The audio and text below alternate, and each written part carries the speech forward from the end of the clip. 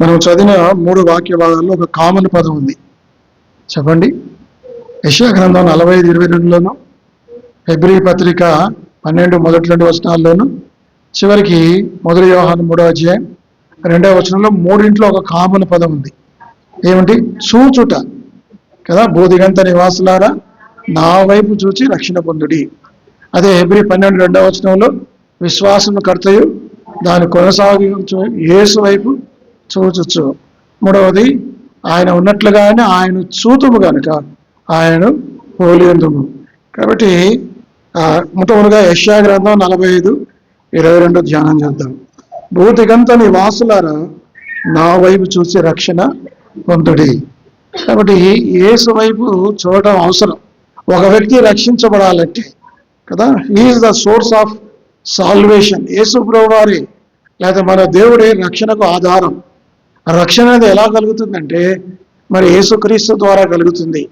యేసుక్రీస్తు లేకుండా ఆ మాట పడకూడదు. దేవుడని నేనే, మరి ఏ దేవుడు లేడు. ఈ నిజమైన దేవుడు ద్వారా రక్షణ. లోకంలో దేవుళ్ళు దేవతలు అనేబడేవారు అనేకులు ఉన్నారు, కానీ వారి వల్ల రక్షణ కలగదు. అవి ఇంకా దేవుని వాక్యంలో 115 కీర్తనలో విగ్రహాల గురించి రకరకాల విధాలుగా రాయబడింది. కాబట్టి దేని ద్వారా రక్షణ కలగదు. అపోస్తుల కార్యం 4వ అధ్యాయం 12వ వచనం, ఆకాశం కింద వేయబడిన ఈ నామం తప్ప మరి ఏ నామం రక్షణ వాళ్ళు పొందలేము. కాబట్టి నువ్వు రక్షించబడాలంటే ఈ దేవుడే, మరి ఆయన ద్వారానే రక్షణ. యేసుక్రీస్తుని నీ సొంత రక్షకుడు అంగీకరించాలి, ఆయన యందు విశ్వాసం ఉంచాలి, మరి నిజ దేవుడైన దేవుని యందు విశ్వాసం ఉంచాలి. కాబట్టి ఎవరు రక్షించబడవచ్చు అంటే రక్షణ ఎలా వస్తుందంటే దేవుని ద్వారా వస్తుంది. భూదిగంత నివాసులారా నా వైపు చూచి రక్షణ పొందండి. దేవుడని నేనే, అది మొదటి విషయం. Is the source of salvation. రక్షణకు ఆధారం మన దేవుడే. యేసుక్రీస్తు వారు కలవరి శిలువలో ప్రాణం పెట్టాడు, రక్తం కార్చాడు, మరణించాడు, సమాధి చేయించాడు, తిరిగి లేచాడు. ఆయన ద్వారా తప్ప మరి ఎవరి వల్ల రక్షణ కలగదు. ఆ సత్యాన్ని గుర్తెరగాలి. ఇదే విషయాన్ని మన ఇతరులు కూడా ప్రకటిస్తున్నాం. సువార్తలు ఇదే చెప్తాం. మన తోటి వారికి కూడా, మీ చుట్టుపక్కల వారికి కూడా, మీ ఇంటి వారికి ఇదే చెప్పాలి. అమ్మ యేసు ప్రభువుని నమ్ముకో, ఆయన్ని రక్షిస్తాడు. యేసు తప్ప మరి ఎవరు కూడా ఏ మతము ఏ సిద్ధాంతముని రక్షించదు, ఏ మతముని రక్షించదు, ఇక ఏ దేవుడు రక్షించాడు ఇవన్నీ చెప్పాలి. ఏ వేదాంతముని రక్షించదు. యేసు తప్ప నేను రక్షించేవాడేవాడు. ఆయనే నిజమైన దేవుడు. బైబిల్ చెప్తుంది దేవుడు అద్వితీయుడు, ద్వితీయుడు కానివాడు. కానీ దేవుడు ఒక్కడైన బైబిల్ చెప్తుంది. ఈ ఒక్కడైన దేవుడు, యథార్థమైన దేవుడు, నిజమైన దేవుడు మాత్రమే ఆయన వల్ల రక్షిస్తాడు. అది మొదటి విషయం. మరి రెండవది ఏంటంటే స్కోప్ ఆఫ్ సాల్వేషన్. ఎవరు రక్షింపబడతారు? 45:22 భూదిగంత నివాసులను అంటే అందరూ రక్షణ పొందవచ్చు. ఎవరైనా ప్రయాసపడి భారం మోసుకునిచున్న సమస్త జనులారా ఎవరైనా రక్షణ పొందవచ్చు. ఏ కులమైనా, ఏ మతమైనా, ఏ జాతి అయినా అందరికీ అవకాశం ఉంది. ప్రపంచంలో అన్ని దేశాల వారికి అవకాశం ఉంది. నా యొద్దకు ఉత్సవాన్ని నేను ఎంత మాత్రము త్రోసివేయను. కాబట్టి ఎవరైనా సరే ఆయన దగ్గర రావచ్చు. ఆయన దగ్గరికి ఏ కులమైనా, ఏ మతమైనా, చదువుకున్నవాడైనా, చదువు లేనివాడైనా, పేదవాడైనా, గొప్పవాడైనా, ఉన్నవాడైనా, లేనివాడైనా, ఎవరైనా సరే భూదిగంత నివాసులు. కేవలం యూదులు మాత్రమే రక్షణ పొందుతారా? యూదుల్లోంచి రక్షణ వస్తుంది నిజమే, కానీ యూదులు మాత్రమే కాదు, అన్ని జనులు కూడా రక్షణ పొందుతారు. అన్ని రకాల వారు రక్షణ పొందే అవకాశం ఉంది. భూదిగంత నివాసులకు అజీజ్ నగర్లో ఉన్న ఈ గ్రామంలో ఉన్న మనకు కూడా రక్షించబడే అవకాశం ఉంది. కాబట్టి రక్షణ ఎవరికంటే ఎవరైనా రక్షణ పొందవచ్చు. అది రెండవ విషయం. ఇక మూడవది ఎలా రక్షణ పొందుతాం? ద సింప్లిసిటీ ఆఫ్ సాల్వేషన్ ఏమిటంటే ఆయన వైపు చూడటం. చూడండి, భూదిగంత నివాసులారా నా వైపు చూచి ఎలా రక్షణ పొందాలి? ఆయన వైపు చూడాలి. ఆయన వైపు చూడడం అంటే ఇప్పుడు నా ఎదురుగా ఉన్నాడు ఆయన ఇట్లా చూడటానికి. చూడడం అంటే ఆయనను నమ్మటం, ఆయన యందు విశ్వాసం ఉంచటం, ఆయన యందు నిలకడగా ఉండటం. బైబిల్ చెప్తుంది. కాబట్టి ఇప్పుడు క్రీస్తు యేసునందున్న వారికి ఏ శిక్షా విధి లేదు. యేసుక్రీస్తుని నమ్ముకుంటే, ఆయన యందు విశ్వాసం ఉంచితే, పాప జీవితాలు విడిచిపెట్టి ఆయన యందు నువ్వు నిలిచుంటే ఏ శిక్ష లేదు, ఏ నరకం లేదు, ఏ ఉగ్రత లేదు. కాబట్టి ఏ నరకం లేదు. కాబట్టి మూడవది సామాన్యమైన విశ్వాసం. రోమాపత్రిక 10వ అధ్యాయంలో ఉంది. రోమా 10వ అధ్యాయం 9వ వచనం. రోమా 10వ అధ్యాయం 9వ వచనం చదవండి. రోమా 10వ అధ్యాయం 9వ వచనం. అదేమనగా యేసు ప్రభువని నోటితో ఒప్పుకొని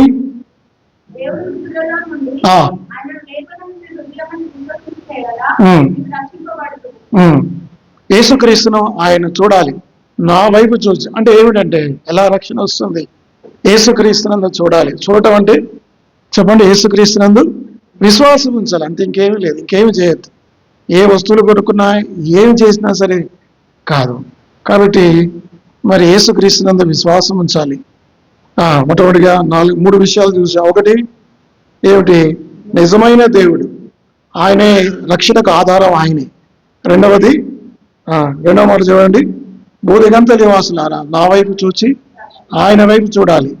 కాబట్టి రక్షణకు ఆధారం ఆయనే. తర్వాత ఎవరు రక్షణ పొందవచ్చు? ఎవరైనా రక్షణ పొందవచ్చు. ప్రపంచంలో ఏ భేదం లేదు. అందరూ పాపం చేశారు. కానీ అందరూ నశించారు. అందరూ ఏకంగా పనికి వాళ్ళు వారయ్యారు. అందరూ పాపం చేశారు. అయితే అదే సమయం అందరూ రక్షించబడవచ్చు. కాబట్టి రక్షణకు ఆధారం ఆయనే. ఎవరైనా రక్షణ పొందవచ్చు. యేసుక్రీస్తునందు విశ్వాసం ఉంచాలి. సంఖ్యాకాండం 21వ అధ్యాయం 8-9 వచనాలు చదవండి. సంఖ్యాకాండం 21వ అధ్యాయం 8-9 వచనాలు చదవండి. ప్రార్థన చేయగా చేయించి పెట్టుము.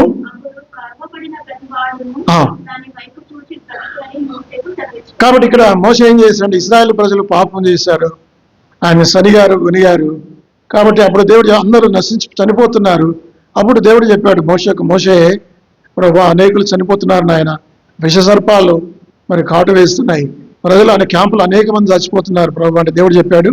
మోషే ఏం చేయాలంటే ఒక ఏంటిది అది తాప సర్పాన్ని, అమ్మ ఏ విగ్రహం అది? కంచు విగ్రహమా? ఇతర సర్పాన్ని పైన పెట్టాడు. అరణ్యంలో స్తంభం మీద పెట్టాడు. ఎంతమంది అయితే పాము కాటు గురయ్యారో వారందరూ కూడా ఏం చేయాలి? దాన్ని చూడాలి. దాన్ని చూస్తే చాలు చాలా మంది బ్రతికారు. కాబట్టి ఆ సర్పాన్ని చూస్తే, ఇత్తడి సర్పాన్ని చూస్తే అనేకులు బ్రతికారు. అదేవిధంగా యేసుక్రీస్తు ప్రభు వారిని చూస్తే, ఆయన యందు విశ్వాసం ఉంచితే మనకు నిత్య జీవం. అక్కడేమో భౌతికమైన బ్రతుకు, ఇక్కడేమో నిత్యమైన జీవితం. యేసు ప్రభు వారిని చూడాలి. కాబట్టి ఆ ఇతర సర్పాన్ని చూశాడు, చనిపోతున్న వాళ్ళందరూ కూడా బ్రతికారు. కాబట్టి దేవుని యొక్క వాక్యంలో నువ్వు రక్షణ పొందాలంటే ఏమి క్రియ చేయాల్సిన పని లేదు, ఏమీ చేయాల్సిన పని లేదు. వాళ్ళు అనుకున్నారు మోషే, ఇదేంది మోషే ఇట్లా చెప్తున్నాడు, మేము పాము కాటు తిన్నాం, చనిపోతున్నాం, ఈయనేదో చెట్లో మందు ఇస్తాడా, లేదా ఇంకేదైనా ఇంజక్షన్ ఇస్తాడా, ఇంకేదైనా చేస్తాడా అనుకుంటే ఈయనేమంటున్నాడు, మీరు ఏమి చేయదు, ఇతర సర్పాన్ని చూడండి, చూస్తే రక్షణ వస్తుందా, చనిపోయే మనుషులు బ్రతుకుతారనేది ఆశ్చర్య కలిగింది. కానీ దేవుని వాక్యం చెబుతుంది, యేసు ప్రభువునందు చూస్తే చాలు, ఆయన యందు విశ్వాసం ఉంచి భూదిగంత నివాసులారా నా వైపు చూచి ఆయన వైపు చూడాలి. మొట్టమొదటిగా రక్షణకు ఆధారం దేవుడే. రెండవదిగా ఎవరు రక్షణ పొందవచ్చు? ఎవరైనా రక్షణ పొందవచ్చు. ఎలా రక్షణ పొందాలి?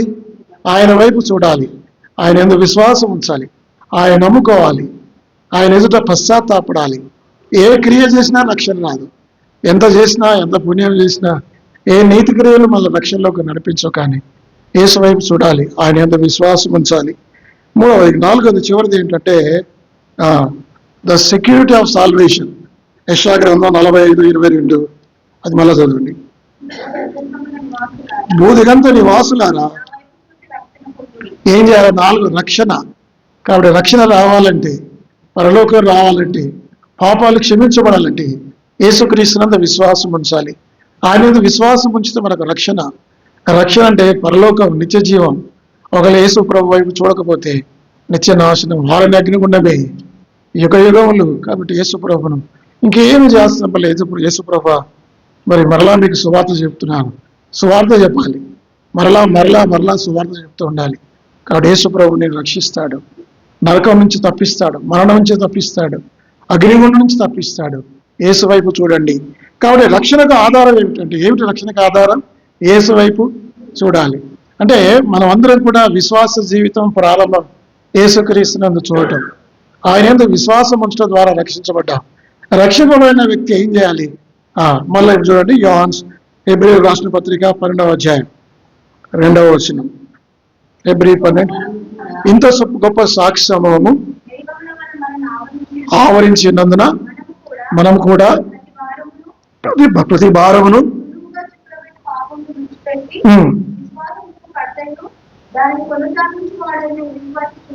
యెషయా గ్రంథం 45:22 ఏంటంటే, అక్కడ చూసాము, రక్షణ పొందాము.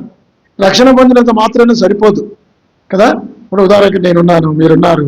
మీరు ఎప్పుడు రక్షణ పొందారంటే, కొంతమంది 5 సంవత్సరాల క్రితం రక్షణ పొందారు, కొంతమంది 10 సంవత్సరాల క్రితం రక్షణ పొందారు. కానీ యేసు వైపు చూసి రక్షణ పొందిన వ్యక్తి మరి ఏం చేయాలి? ఒక్కసారి చూసి విడిచిపెడితే సరిపోదు. ఎప్పటి వరకు చూడాలి?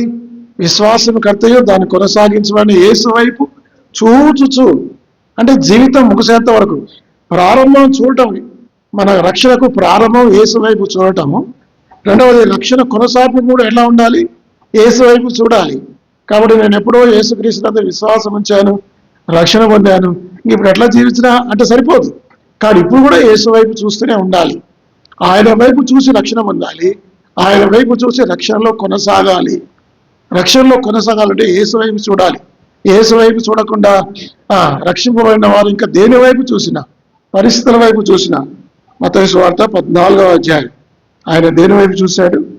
మత్తయి సువార్త 14వ అధ్యాయంలో చూడండి ఆ మాటలు, 29-30 వచనాలు. ఆయన రమ్మని గాని దోణితికి యేసునొద్దకు వెళ్ళుటకు నీళ్ళ మీద నడిచిన కానీ గాలిని చూసి. కాబట్టి ఏం చూశాడు? పేతురు ఏం చూశాడు? యేసు ప్రభువును చూసినంత కాలం నీళ్ళ మీద నడిచాడు. అసలు నీళ్ళ మీద నడవడం అనేది విచిత్రం. భూమి మీద మనం నడుస్తాం, ఫిజిక్స్ ప్రకారం భూమి మీద నడిస్తే మనం మునగం. ఎందుకంటే మనం భూమి మీద ఎంత లోడ్ అప్లై చేస్తామో, డైనమిక్స్ ప్రకారం ఏంటంటే థర్మోడైనమిక్స్, ఎంత లోడ్ మనం అప్లై చేస్తామో వ్యతిరేక దిశలో అంతే లోడ్ మన మీద పనిచేస్తుంది. కాబట్టి మనం భూమి మీద సాఫీగా నడుస్తాం. కానీ నీళ్ళ మీద నడవడం సాధ్యం కాదు. మనం నీళ్ళ మీద ఎంత లోడ్ అప్లై చేస్తామో వ్యతిరేక దిశలో అంత లోడ్ అప్లై కాదు. కనుక ఏం చేస్తామంటే మనం నీళ్ళలో మునిగిపోతాం. యేసు అంటే సైన్స్కు మించింది విశ్వాసం. కాబట్టి పేతురు ప్రభు మాటను బట్టి నీళ్ళ మీద నడిచాడు. యేసు వైపు చూస్తున్నంత కాలం నీళ్ళ మీద నడిచాడు. ఒకసారి దృష్టి మరలింది, ఆ సముద్రాన్ని, గాలిని, తుఫాను చూడటం మొదలుపెట్టాడు, మునిగిపోవడం మొదలుపెట్టాడు. కాబట్టి జీవితంలో యేసు వైపు చూడటం, యేసు కాకుండా ఇంకా దేన్నైనా నువ్వు చూస్తావా? పరిస్థితులు కానీ, సమస్యలు కానీ, ఇంకా ఏది చూసినా సరే మన జీవితంలో మునిగిపోయే పరిస్థితి ఉంది. కాబట్టి యేసు వైపు చూస్తూనే, ఇక్కడ హెబ్రీ పత్రిక 12వ అధ్యాయం మొదటి 2 వచనాల్లో 3 విషయాలు ఉన్నాయి. ముగ్గురిని మనం చూడాలి. ఎవరిని చూడాలంటే, విశ్వాస జీవితంలో కొనసాగించాలంటే మన ఎదుట సాక్షి సమూహం ఉంది. ఇంత గొప్ప సాక్షి సమూహం మనల్ని ఆవరించి ఉన్నందున విశ్వాస జీవితంలో స్థిరంగా పడిపోకుండా నువ్వు కొనసాగాల, అంతవరకు కొనసాగాలంటే మొట్టమొదటిగా నీకంటే ముందుగా పరిగెత్తిన వాళ్ళని చూడాలి. ఎవరు? హెబ్రీ పత్రిక 11వ అధ్యాయంలో విశ్వాస వీరుల గురించి ఉంది, అబ్రహాం గురించి ఉంది. అబ్రహాం ఎలా నడిచాడు, తర్వాత నోవా ఎలా నడిచాడు, దావీదు, మోషే, భక్తులందరి గురించి రాయబడింది. వాళ్ళ జీవితాన్ని పరిశీలించాలి. విశ్వాస జీవితంలో స్థిరంగా నీవు నేను నడవాలంటే మనకంటే ముందుగా నడిచిన వారి జీవితాలను మనం చూస్తే మనం సాఫీగా నడవచ్చు. కాబట్టి దానియేలు ఏ విధంగా నడిచాడు, దానియేలు ప్రార్థన ఎలాంటిది, అబ్రహాం ఏ విధంగా జీవించాడు, యాకోబు ఏ విధంగా జీవించాడు, ఇస్సాకు ఏ విధంగా జీవించాడు, వాళ్ళ జీవితాన్ని మనం పరిశీలించాలి. విశ్వాస జీవితంలో పడిపోకుండా స్థిరంగా పౌలు ఏ విధంగా జీవించాడు? పౌలు అంటాడు, మంచి పోరాటము పోరాడి తిని నా పరుగు కడముట్టించు, నా విశ్వాసము అంటే యేసు వైపు చూస్తూ మన విశ్వాసాన్ని కాపాడుకోవాలి. విశ్వాసాన్ని ఎలా కాపాడుకోవాలి నేను అంటే ఎలా నాకంటే ముందుగా నడిచిన వారు ఎలాగో వాళ్ళ జీవితాన్ని చూస్తే చాలు. కాబట్టి మొట్టమొదటిగా చూడాల్సింది ఎవరంటే, ఇంత గొప్ప సాక్షి సమూహం వారిని నువ్వు గమనించాలి. వారి విశ్వాస జీవితాన్ని పరీక్షించుకోవాలి. వారు ఏ ప్రిన్సిపల్స్ పట్టుకున్నారో, ఏ ఆత్మీయ నియమాలు పట్టుకున్నారో దాన్ని మనం పట్టుకుంటే నడవచ్చు, అంతమించి ఏం లేదు. అది చూడటం. ఇక రెండవది మనం ఏం చూడాలంటే, నిన్ను నువ్వు చూసుకో. ఫస్ట్ యూ లుక్ అరౌండ్, రెండోది అంటే యూ లుక్ యువర్ సెల్ఫ్. ఏం చూడాలి? మాట చదవండి, హెబ్రీ పత్రిక 12వ అధ్యాయం 1-2 వచనాలు. మరలా ఇంత గొప్ప సాక్షి సమూహము అంటే మొట్టమొదటిగా సాక్షి సమూహాన్ని చూడాలి. రెండవది చదవండి అమ్మా, ఆవరించి ఉన్నందున అక్కడి నుంచి చదవండి. మనము కూడా ప్రతి భారమును, రెండవది నిన్ను నువ్వు చూసుకోవాలి. మనల్ని మనం చూసుకుంటే అంటే మనల్ని మనం పరీక్షించుకోవాలి. నీ జీవితంలో ఏ భారం ఉంది, ఏ సులువుగా చిక్కులు పెట్టే పాపాలు ఉన్నాయి, ఆ పాపాలని విడిచిపెట్టాలి. నిన్ను నువ్వు చూసుకోవాలి. ఎప్పుడు కూడా విశ్వాస జీవితంలో కొనసాగాలంటే మనల్ని మనం పరిశీలించుకోవాలి. నేను యథార్థంగా ఉన్నానా, భక్తిగా ఉన్నానా? నా జీవితంలో ఉదాహరణకి పరుగు పందెంలో పరిగెత్తేవాడు వేగంగా పరిగెత్తాలనుకోడు. హుస్సేన్ బోల్ట్ ఉన్నాడు. ఆయన ఎలా పరిగెత్తాడు? 100 మీటర్ల పరుగు పందెంలో వరల్డ్ రికార్డ్ నెలకొల్పాడు కదా. 9.2 సెకండ్స్లోనే వరల్డ్ రికార్డ్ చేశాడు కదా. ఈ ఒలింపిక్స్ పరుగు పందెంలో పరిగెత్తే వాళ్ళు ఎలా ఉండాలి? ఆ పరిగెత్తే వాడి మీద 50 కిలోల బరువు మీరు పెట్టారనుకోండి, వాడు పరిగెత్తాడా? పరిగెత్తేవాడు అన్ని భారాలు విడిచిపెట్టాలి, అన్ని సంచులు, బ్యాగులు ఇవన్నీ విడిచిపెట్టాలి. అంటే నువ్వు అంటే క్రైస్తవ జీవితం పరుగు పందెంతో పోల్చారు. విశ్వాస జీవితంలో అద్దరికి నువ్వు వెళ్ళాలంటే యేసు ప్రభువును చూస్తూ ఇంకేం చేయాలి? యేసు ప్రభువును చూడాలి. రెండవది ఇతరులను చూడాలి. మూడవది నిన్ను నువ్వు చూసుకోవాలి. నీ పరిగెత్తడానికి ఏది ఆటంకం ఉందో వాటిని విడిచిపెట్టాలి. యేసును చూస్తూ ముందుకెళ్ళడానికి, విశ్వాస జీవితంలో ముందుకు సాగడానికి నీ జీవితంలో ఏది ఆటంకంగా ఉందో, ఏ సులువుగా చిక్కులు పెట్టే పాపం నిన్ను అడ్డగిస్తుందో, గురి చేరకుండా తప్పిస్తుందో దాన్ని విడిచిపెట్టాలి. కాబట్టి ఈ మధ్యాహ్నం బలలో పాలు పొందక ముందు ఏ పాపం నేను దూరం చేస్తుంది? ఇక్కడ సులువుగా చిక్కులు పెట్టు ప్రతి భారమును. ఏ భారం ఇది చెప్పండి? పాప భారం. ఏ భారం ఇది? ప్రతి పాపాన్ని విడిచిపెట్టాలి. కాబట్టి నేను పాపాన్ని చూస్తాను, యేసును చూస్తా అంటే కుదరదు. మీరు బైబిల్ చెప్తుంది, మీరు దేవునికిని సిరికిని దాసులుగా ఉండలేరు. అయితే దేవుళ్ళనే విడిచిపెట్టు, సిరిని పట్టుకో, లేకపోతే సిరిలోనే విడిచిపెట్టు. నేను రెండు కలిగి ఉంటా అంటే కుదరదు. నువ్వు యేసు వైపు చూస్తూ ముందుకు సాగాలంటే, విశ్వాస జీవితంలో అద్దరికి వెళ్ళాలి, పరలోకం వెళ్ళాలంటే ఏం చేయాలి? పాపాలని విడిచిపెట్టు. సులువుగా చిక్కులు పెట్టి పాపం అంటే ఏమిటి ఇక్కడ ఈ సందర్భంలో? బహుశా అవిశ్వాసం కావచ్చు. ఏ పాపం ఇది? అవిశ్వాసం అనే పాపము చాలా చెడ్డది. అది మనల్ని దరిచేరనీయదు. కాబట్టి అవిశ్వాసాన్ని విడిచిపెట్టాలి. ఎవరికి వాళ్ళు వ్యక్తిగతంగా పరిశీలన చేసుకుందాం. నీ పాపాలు నీకంటే ఎక్కువగా ఎవరికి తెలియదు. నేను చేస్తున్న పాపాలు నాకు తెలుసు. యేసు ప్రభువుకు నాకు అడ్డుగా వచ్చే ప్రతి పాపాన్ని నేను విడిచిపెట్టాలి. విడిచిపెట్టకుండా ముందుకు సాగలేను. పరుగు పందెంలో గురి ఎంతకు పరిగెత్తలేను.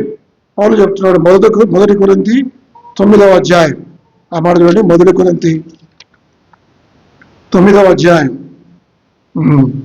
25వ వచనం. మరియు 19 పోరాడు ప్రతివాడు. చూసారా, అన్ని విషయంలో మితంగా ఉండాలి. అంటే మళ్ళీ మనం క్రమశిక్షణ చేసుకోవాలి, మళ్ళీ మనం ట్రైన్ చేసుకోవాలి. ఇంకా పౌలు అంటాడు, నా శరీరాన్ని 27 చదువుతాను, గాలి కొట్టినట్లు నేను పోట్లాడలేదు, కానీ ఒకవేళ ఇతరులకు ప్రకటించిన తర్వాత నేనే భ్రష్టునైపోదునేమని నా శరీరమును నలగొట్టి దాన్ని లోవరుచుకున్నాను. అంటే మన శరీరాన్ని నలగొట్టుకోవాలి. కొన్నిసార్లు మళ్ళీ మనం ట్రైన్ చేసుకోవాలి. క్రీస్తుకు దూరమై చేసే పాపం ఏదో నాలో ఉంది. కొన్నిసార్లు మన కళ్ళు మళ్ళీ ప్రభువును దూరం చేస్తాయి. కొన్నిసార్లు మన నోరు, వీటిని మనం అదుపులో పెట్టుకోవాలి. నోటి ద్వారా పాపం చేస్తాం, చూపు ద్వారా పాపం చేస్తాం, చేతుల ద్వారా పాపం చేస్తాం, క్రియల ద్వారా పాపం చేస్తాం. ఏది నీకు అభ్యంతరకారంగా ఉందో దాన్ని నువ్వు నల్లగొట్టుకోవాలి. ఇప్పుడు ఒక నెల క్రితం నేను 95 కిలోల బరువు ఉన్నాను. ఎంత బరువు ఉన్నా? 94, 95 ఉన్నాను. ఒక నెల తర్వాత నా శరీరాన్ని నల్లగొట్టుకున్నా. భోజనం చేయటం మానివేశాను. మధ్యాహ్నం ఇంతే భోజనం చేస్తున్నా, రాత్రి తినట్లేదు, ఉదయం తినట్లేదు. అంటే ఏం చేస్తున్నా? నా శరీరాన్ని నేను ఏం చేస్తున్నా? నల్లగొట్టుకుంటా. అంటే భౌతికమైన క్రమశిక్షణ ద్వారా నేను బరువు తగ్గాను, కొంచెం ఆరోగ్యంగా ఉన్నాను. అలాగే ఆత్మీయంగా ఆరోగ్యంగా ఉండాలంటే నీ శరీరం, పాపం అనే శరీరం ఏది నిన్ను అభ్యంతరపరుస్తుందో దాన్ని కంట్రోల్ చేసుకోవాలి. మన చూపు, మన కళ్ళు, మన ఏదైనా సరే మన జీవితంలో అభ్యంతరకారంగా ఉంది దాన్ని విడిచిపెట్టాలి. చాలాసార్లు మనల్ని మనం చూసుకోకుండా ఇతరులను చూస్తాం. ఆయన ఇట్లున్నాడు, ఆమె ఇట్లున్నాడు, కానీ మనకు మనం చూసుకోవాలి. కాబట్టి మొట్టమొదటిగా ఆ విశ్వాస వీరులను చూడాలి. రెండవది ఎవరిని చూడాలి? నిన్ను నువ్వు చూసుకోవాలి. నీలో సులువుగా చిక్కులు పెట్టి పాపాన్ని ఏం చేయాలి? విడిచిపెట్టాలి. అప్పుడు మూడవది ఆ విశ్వాసుడు కర్తయు దాన్ని కొనసాగించి యేసు వైపు చూడాలి. కాబట్టి రక్షణకు ప్రారంభం యేసు వైపు చూచుట, రక్షణకు కొనసాగింపు ఎవరి వైపు చూడాలి? యేసు వైపే చూడాలి. ఇప్పుడు నేను రక్షించబడ్డాను, నేను పరలోకం పోతాను అనుకోవడానికి లేదు. ప్రతి దినం చూడాలి. ఎలా చూడాలి? ప్రతిదినం ఆయన ఎలా చూడాలి? వాక్యం చదవటం ద్వారా ఆయన చూడాలి, ప్రార్థన చేయటం ద్వారా ఆయన చూడాలి, మనల్ని మనం పరిశీలించుకోవడం ద్వారా, పాపాన్ని ఒప్పుకోవడం ద్వారా, మన శరీరం అంటే ఈ శరీరంగా లోపల ఉన్న పాప స్వభావాన్ని అంతమొందించాలి, దాని మీద విజయం సాధించాలి. ఆ విధంగా మనల్ని మనం ట్రైన్ చేసుకోవాలి. అలా చేస్తే ఆయన చూడడం. కాబట్టి మీరు ఆదివారం ఎంతో చక్కగా ఇక్కడ కూర్చున్నారు, సంతోషం. వాక్యం బైబిల్ తీశారు, ప్రార్థన చేస్తున్నారు, ఆరాధన చేస్తున్నారు, మంచిదే. కానీ ప్రతిరోజు ఇది చేయాలి. ప్రతిరోజు చేయకుండా ఆదివారం చేయడం వల్ల ప్రయోజనం లేదు. చాలాసార్లు మనం అనుకుంటాం, నేను చనిపోతే పరలోకం వెళ్తాం అనుకుంటాం. మళ్ళీ మనం మోసపుచ్చుకోవద్దు. పరలోక రాజ్యం చేరాలంటే అనేక శ్రమలు అనుభవించి దేవుని రాజ్యంలో ప్రవేశించాలి అని బైబిల్ చెప్తుంది. క్రీస్తు కొరకు నీవు జీవించకుండా, శ్రమపడకుండా, పాపాన్ని విడిచిపెట్టకుండా, పరిశుద్ధంగా జీవించకుండా మరి ఎంత చేసినా ప్రయోజనం లేదు. యేసు వైపు చూడాలి. దినదినము క్షణక్షణము యేసు వైపు చూడాలి. ప్రతిరోజు ప్రార్థించాలి. మీరు ఎంతమంది ప్రార్థన చేస్తున్నారో నాకు తెలియదు. ఎంతమంది రోజు వాక్యం చదువుతున్నారో నాకు తెలియదు. ఎంతమంది పరిశుద్ధంగా జీవిస్తున్నారో నాకు తెలియదు. పరిశుద్ధత లేకుండా ప్రభువును మనం చూడలేము. అది రక్షణలో కొనసాగించాలంటే ఏం చేయాలి? రెండవది యేసు వైపు చూడాలి. మూడవది రక్షణ ముగింపు కూడా యేసు వైపు చూడమే. 1 యోహాను 3వ అధ్యాయం 2వ వచనం. ప్రియులారా, ఉన్నాము, ఏమవుదమో పరచబడలేదు కానీ ప్రత్యక్షమైనప్పుడు ఆయన ఉన్నట్లుగాని చూతుము గనక. కాబట్టి ఒక గురుడివతని రక్షింపబడిన ఒక అతను అడిగాడట, అయ్యా నువ్వు ఈ లోకంలో ఏమీ చూడలేదు కదా, ఇప్పుడు చనిపోబోతున్నావు, వృద్ధుడవయ్యావు, మరి ఎలాగూ నువ్వు అంటే ఆయన అన్నాడు, ఈ లోకంలో నేను ఏమీ చూడలేదు, కానీ నేను ఇక్కడ కన్ను మూసిన తర్వాత నా యొక్క భౌతికమైన నేత్రాలు గుడివే, కానీ పరలోకం వెళ్ళిన తర్వాత మొట్టమొదటిగా నేను ఎవరిని చూస్తాను? ప్రభువును చూస్తాను. కాబట్టి ఆ రోజున నా గుడితనం పోతుంది, యేసును చూస్తాం. మీరు కన్ను మూసిన తర్వాత ఆ పరలోకంలో కన్ను తెరిచిన మొట్టమొదటిగా మీకు ప్రత్యక్షమయ్యేవాడు యేసు మాత్రమే ఉంటాడు. కాబట్టి యేసు క్రీస్తును చూస్తాము, మన రక్షణ ముగింపు వస్తుంది. కాబట్టి రక్షణకు ప్రారంభం యెషయా గ్రంథం 45:2 ఆయన చూడడం ద్వారా ప్రారంభమైన ఈ రక్షణ, ఆయన చూడడం ద్వారా కొనసాగిన ఈ రక్షణ. ఒక దినాన ఆయన చూస్తాం. ఆయన చూసినప్పుడు మన రక్షణ ముగిస్తుంది. ఆ నిత్యత్వంలోకి, మహిమలోకి వెళ్తాం. చూడడం ద్వారా రక్షణ. రెండవది చూడడం ద్వారా జీవితంలో కొనసాగింపు, రక్షణలో కొనసాగింపు. చూడడం ద్వారా మరి మహిమలో ప్రవేశిస్తాం. యేసుక్రీస్తు ప్రభువారు మధ్యాకాశంలోకి వస్తాడు. ఒకవేళ మనం చనిపోకముందు యేసు ప్రభు వస్తే మధ్యాకాశంలో ఆయన చూస్తాం. ఎత్తబడే సంఘంలో ఉంటాం. యేసు ప్రభు వారిని చూస్తాం. చూసినప్పుడు ఎట్లా ఉంటాడు యేసు ప్రభు వారు? ఎట్లా ఉంటాడో ఆయన ఉన్నట్లుగానే మనం ఉంటాం. ఫిలిప్పు 3:20 ఉంది, మన పౌరస్థితి పరలోకమందున్నది, అక్కడ రక్షణ కొరకై మనం కనిపెడుతున్నాం. ఈ దీన శరీరం మహిమ శరీరంగా మార్చబడుతుందని ఉంది. అంటే యేసు ప్రభు వారు వచ్చినప్పుడు మనం ఆయన చూసినప్పుడు అంటే ఏమవుతుందంటే, మన దీన శరీరం ఈ వారంలో మనం 2-3 సమాధులు చూసాం కదా. ఈ శరీరం ఒకరోజు మనం కూడా చచ్చిపోతాం. ఈ లోకంలో ఎవరికి జీవితం గ్యారంటీ కాదు. ఎందుకు మనం చనిపోవాలి? మనం చనిపోకపోతే పరలోకం వెళ్ళలేం. ఒక బోధకుడు అడిగాయట సంఘాన్ని, మీరు ఎంతమందికి పరలోకానికి వెళ్ళాలో చేతులు ఎత్తండి అంటే అందరూ పరలోకానికి వెళ్తామని, పరలోకానికి వెళ్ళాలని ఆశ ఎవరికి ఉందంటే అందరూ చేతులు ఎత్తారట. రెండవది ఆయన అడిగాడు, ఎంతమందికి చనిపోవాలని ఆశ ఉందో చెప్పాలంటే ఎవరు కూడా చేతులే. అంటే చనిపోకుండా మనం పరలోకం వెళ్ళలేము. అందుకే పౌరుడు చావైతే లాభం, నా మటుకు బ్రతుకుట క్రీస్తే, చావైతే లాభం, చావైతే లాభం. విశ్వాసి చనిపోకుండా పరలోకం ఎలా వెళ్తాడు? చనిపోకుండా మరణించకుండా మనం ప్రభుని ఎలా చూస్తాం? కాబట్టి మూడవది ఏంటంటే ఆయన చూస్తాం. ఆయన చూసినప్పుడు ఆయన వలే మనం ఉంటాం. ఇప్పుడు మన వర్తమానం ఎలాగున్నాం? అదే 3వ అధ్యాయం 2వ వచనంలో ఉంది, ప్రియులారా ఇప్పుడు మనం దేవుని పిల్లలమై ఉన్నాం. అంటే ఇప్పుడు ఎలా ఉన్నాం? ఈ శరీరంలో ఉన్నాం. నాకో శరీరం, నీకో శరీరం, నాకో మాట, నీకో మాట, నీకో రూపం, నాకో రూపం ఉంది. కానీ రేపు పరలోకి వెళ్ళినప్పుడు మనందరం కూడా ఒకేలాగుంటాం. ఎలాగుంటాం మనం? యేసు క్రీస్తు వలె. చూడండి ఆ మాటలు, ఆయన ప్రత్యక్షమైనప్పుడు ఆయన ఉన్నట్లుగానే ఆయన చూతుము గనక ఆయనను పోలి ఉందాము. ఆయన వలె ఉంటాం. కొన్ని కోట్ల మంది, వందల వేల కోట్ల మంది ప్రజలు యేసు ప్రభు వలె మహిమలో ఉంటారు. ఎంత అద్భుతం, ఎంత ఆశ్చర్యం. కాబట్టి ఆయన వైపు చూడాలి, నువ్వు రక్షించబడతావు. రెండవది, ఆయన వైపు చూడాలి, నువ్వు రక్షణలో కొనసాగుతావు. హెబ్రీ పత్రిక 12:22 మొదటి 2. రెండవది, ఆయన వైపు చూస్తూ ఈ రక్షణను మనం కొనసాగించాలి. అంటే ఆయన మనం అపేక్షించాలి. ఆయన చూడాలంటే ఏం చేయాలి? ఆయన రక్షణ కొరకై మనం ఎదురు చూడాలి. అమ్మ, ఆ 3వ వచనం చదువు.